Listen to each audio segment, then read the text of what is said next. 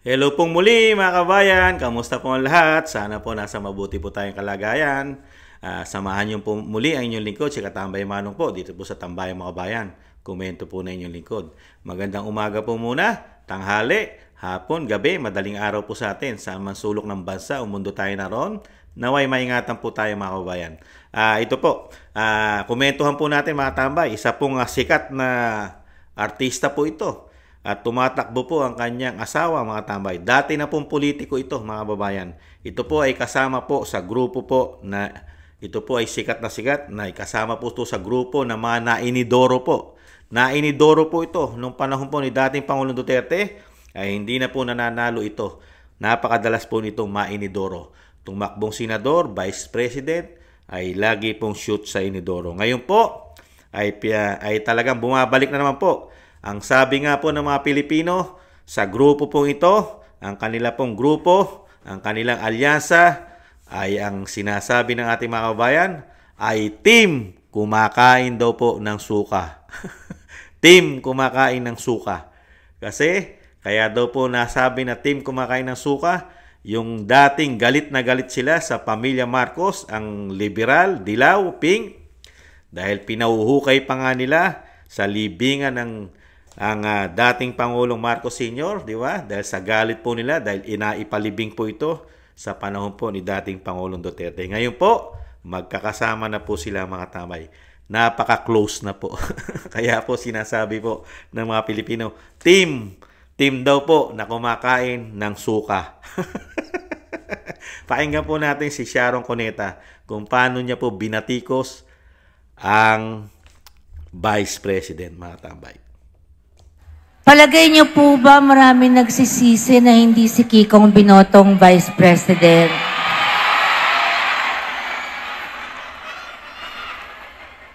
Kayo pong mga magulang, masakit po ba na hindi si Kiko ang Vice Presidente? Alam niyo po, alam niyo naman, ako'y ina rin. Napakasakit po sa akin dahil ang pinakapaborito ko pong ginagampanan sa buhay ko ang pagiging ina at pagiging asawa. Hindi po ba napakasakit sa asawa pag narinig nyo, yung asawa nyo daw walang nagawa? Marami po kasing nilabas nung araw na parang campaign against him na yun ang ipagkalat. Ang masakit, maraming naniwala dahil sa lakas ng mga pagdi-disperse ng informasyon na yon. Pero aaminin ko po, wala talagang nagawa yan. Wala po siyang nagawang masama. Wala pong nagawang pagnanakaw. Magta-29 years ko na po siyang asawa. Makwento ko lang po, yung bahay na pinatatayo namin, mahigit 4 na taon na po, hindi pa tapos. Kasi po tawag namin sa amin, 1K, 1T. 1 kahig, 1 tuka. Pag may kita, pagawa. Hindi naman nagmamadali, pero proud po ako doon na lahat ng binibigay namin sa aming mga anak ay galing sa sipag, tiyaga at pagod. Ay, nako. Naniniwala po ba kayo ron na walang bahid korupsyon si Kiko Pangilinan, mga tambay? Kilalaki ng farm, kilalaki ng mansyon, may bahay pa sa Amerika, sa ibang bansa, mga bayan. Ginagawa pong tangat bobo ang mga Pilipino. Ate Sharon, at alam naman po ng mga Pilipino ang ginawa ng inyong asawa. Ito, tingnan po natin yung isa pong nagawa niya na talagang kasaysayan na po sa Pilipinas. Ang nagawa po ng kanyang asawa na sinasabing wala raw pong nagawa. Meron po! May nagawa po, Miss Sharon Cuneta, ang inyong asawa sa bansa. At hanggang ngayon po, ay pinagsisisihan po ng mga Pilipino ang ginawa po ng inyong asawa. Pati po si dating Pangulong Duterte ay sising-sisi. Bakit nyo ginawa? Samantalang sa Amerika ay hindi po ginagawa ang ginawa ng inyong asawa. Pakinggan po natin si dating Pangulong Duterte kung ano po ang ginawa niya.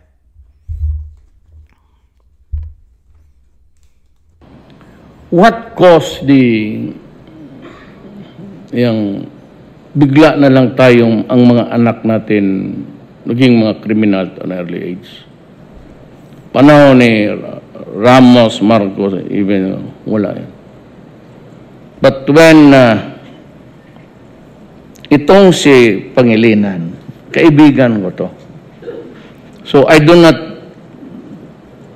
want to demean him or but you know, in this life we have to bind ourselves of what we do. Mahirap yung kung ginawa mo. Ang criminal code noon, 9 below, no criminal liability.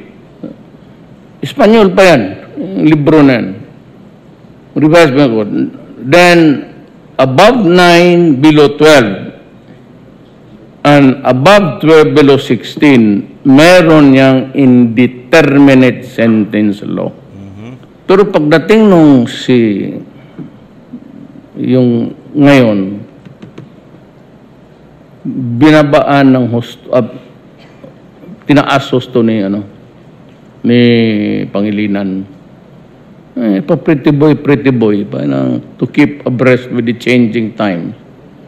And he does not bother to research now that America, from where he copied all of these things, have reverted back to treating youthful offenders tried as adult offenders for grave and less grave offenses.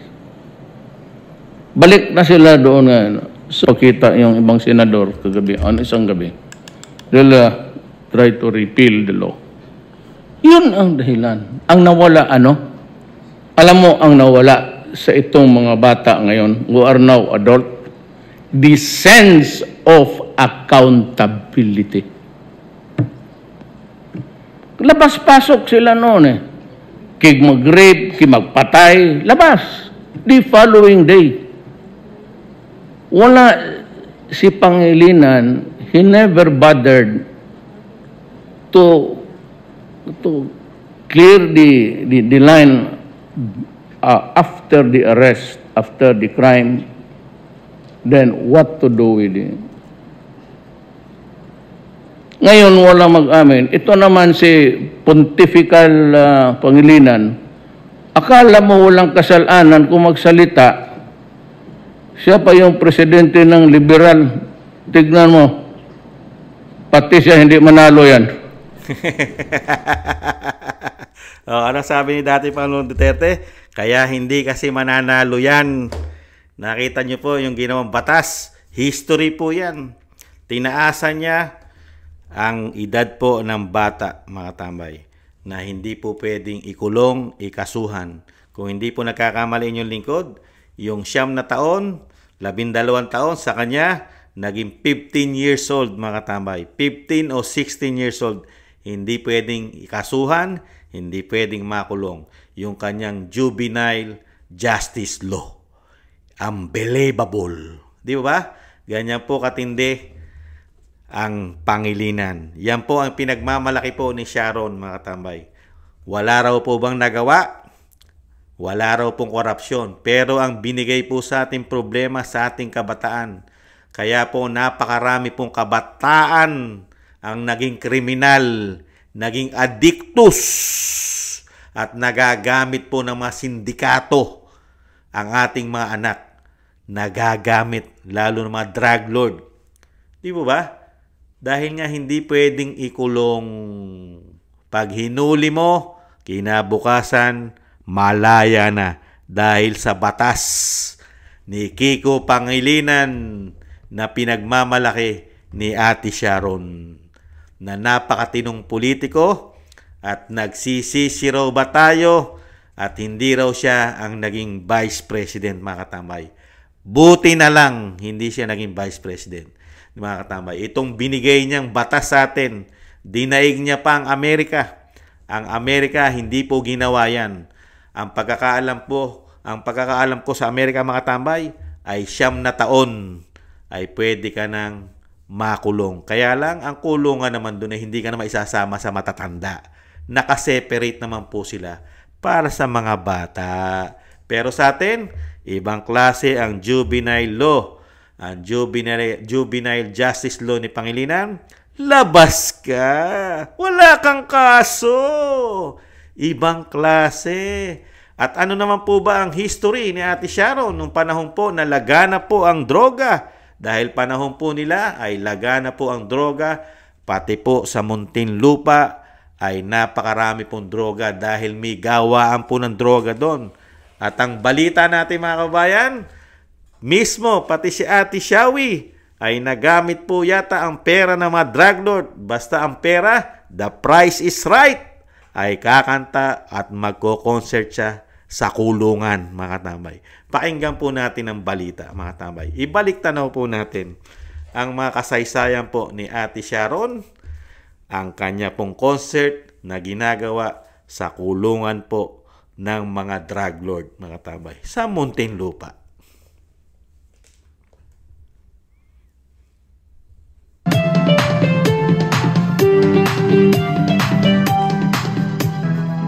Sa atong showbiz chika, gikatawan na lang ni Sharon Cuneta ang issue nga naglambigit sa iyang pangalan kalabot sa iyang performance daw ni atong 2012 sud sa New Bilibid Prison.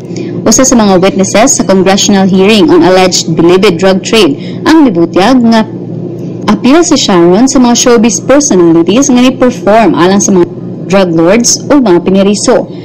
I think it was near the holiday season, if I'm not mistaken, na yung inmates yung kinantahan namin, banda pa nila yung kasama ko, yung kausap mo yung mga, kahit nasa loob, may nagagawa, bumili pa ako ng painting, yung isang inmate, yung para mapakita na may saysay pa yung buhay nila kahit nagkamali sila. Kasi meron namang mga nagkakamali na gusto pa magbago. Minsan nga, so kuya, ano yung kaso mo? Murder? Oh, I see. Pero wala akong nakilala doon na yung gusto nilang palabasin, napakalayo. In your words, hindi ka naman chummy sa drug lords. Oh, hindi ako chummy sa drug lords. Wala naman ako ng pera sa kanila. Tsaka hindi naman ako nagda-drugs. Pero how do you feel na ano? Eh di sana matagal na ako payasa. How do you feel na pinagtanggol ka kagad ni Senator Tito? Ay, tawan-tawa ako. Kasi sabi ko, may mga nagte-text sa akin, yung mga kaibigan ko sa ANC, sila, kung saan sa ABS, ano to, ganyan. Tapos tinext ko siya, what's this? I don't even know what this means. Ganyan. Tapos sabi niya, no, ang ginawa, I explained already, that was done, you know, when you were with the other station and ganyan. It was my... Hindi naman po nagdadrugs si Ate Shawi. Kung nagdadrugs daw po siya, sana'y payat na siya. Yun po sabi ni Ate Sharon. Basta siya, kumanta, binayaran ng mga inmates, banda pa raw po nila ginamit, yung banda raw po ng mga bilanggo, mga drug lord, mga tambay. Nakita nyo po, yan po ang history po ng napakagandang politiko na wala pong nagawa. Pati po yata mga drug lord, pinagkakitaan pa. The price is right, mga tambay. Sa panahon po nila yan, ang DOJ secretary po nung panahon na yon ay si Laila de Lima, mga tambay. Si Laila de Lima, 2012. Namamayagpag po ang droga sa ating bansa. Pati po ang Randing and Tandem, namamayagpag po. Pati po ang mga ninja cup, namamayagpag po sa panahon nila. Ang narco politics ay namamayagpag din po sa panahon nila, mga tambay. At ang pinagmamalaki po ni Ate Sharon, ang nagawa po ng kanyang asawa, ang juvenile justice law, mga kabayan. Unbelievable. Tapos babanatan nyo po si BP Sara. Si BP Sara hindi kumakanta sa kulungan at si BP Sara ay hindi gumagawa ng batas katulad ng juvenile justice law na pinataas mo pa ang edad at walang kaso at hindi pwedeng kasuhan sa iyong batas. 15 anyos nakakabuntis na po yan, mga kababayan. Binata na po yan. Wasto na po isip niyan. Lalo sa panahon natin, mga tambay. 5 taon pa nga lang, 7 taon, 10 taon nakagawa ng kasamaan, di ba? Krimen. Alam, may mga isip na po, lalo sa panahon natin. May social media na. Di ba? Ngayon, sa panahon natin, kahit daw po, sabi ni dating Pangulong Duterte, manggahasa pa ito. Hindi pa rin makakasuhan, mga tambay. Unbelievable. Yan po ang batas po na na hindi po makakalimutan ng mga Pilipino, mga kabayan. Hindi makakalimutan ng mga Pilipino ang batas ni Kiko Pangilinan, ang Juvenile Justice Law. At hindi rin po makakalimutan ng mga Pilipino, the price is right. Kahit po mga drug lord sa Muntinlupa ay pwede pong mag-concert si Ate Sharon di umano, mga kabayan. Ano pong credential meron sila sa Vice President? Ang Vice President, pilit pong nilalagyan ng issue, korupsyon. Samantalang sila, hindi na nga manalo nung panahon nila. Sila na mismo, kanila na ang presidente, nasa kanila ang makinarya, hindi na po sila nanalo dahil nga po wala na po silang kredibilidad sa mga Pilipino. Ngayon, nambubudol na naman po si Ate Sharon. Binubudol na naman po mga Pilipino.